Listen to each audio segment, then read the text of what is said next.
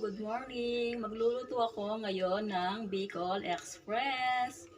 Meron ako ditong baboy, kasim yung ginamit ko. Meron akong sibuyas at saka bawang. Tapos, sili. Lalagyan ko siya ng 3 pirasong siling labuyo. At saka meron ako ditong bagok. Sa Tagalog, bagoong. Saka ito. Yung gagamitin ko, yung Coco Mama Fresh Gata. Lalagyan ko siya ng magic syrup at saka 4 cubes para may lasa naman. At syempre, una natin gagawin dyan, igigisa muna natin yung bawang. Mama? Okay.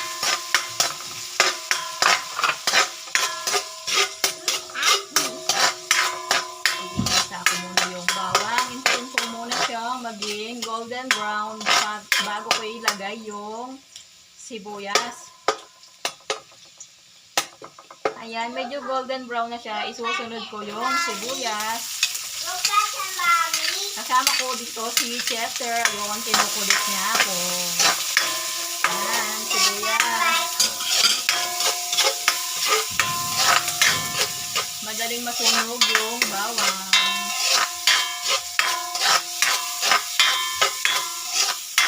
Konting bagoong lang yung ilalagay ko kasi bawal kay husband yung maalat. Meron siyang kasi sa bato, sa kidney niya.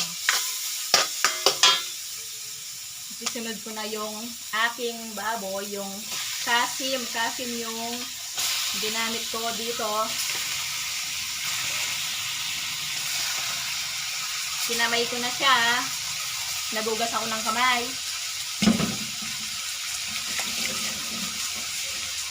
Tapos, ihalo-halo lang natin siya mga kabinsi. Hindi ko muna dumaan na naman yung aeroplanong maingay. Malapit po kami kasi sa Clark, sa Paliparan. Kaya, dumadaan yung mga aeroplano maingay. Hindi ko na siya titimplahan ng patis dahil meron naman tayong bagoong, yung bagok sa Kapampangan. Isusunod kong ilalagay yung bagoong. Ilalagay ko na siya para maglasa.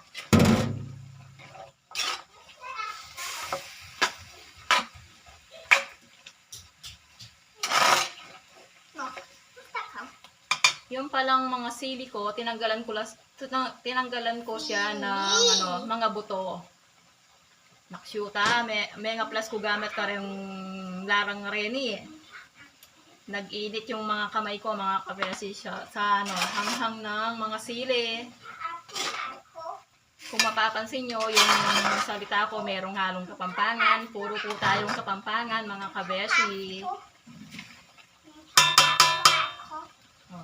Iko-cover ko muna siya para lumambot yung baboy bago ko ilagay yung Coco Mama, baka naman nakikigulo yung kasama kong bata dito. Ilalagay ko na yung yung 4 cubes. Ilalagay ako ng isang 4 cubes at saka maglalagay ng konting paminta.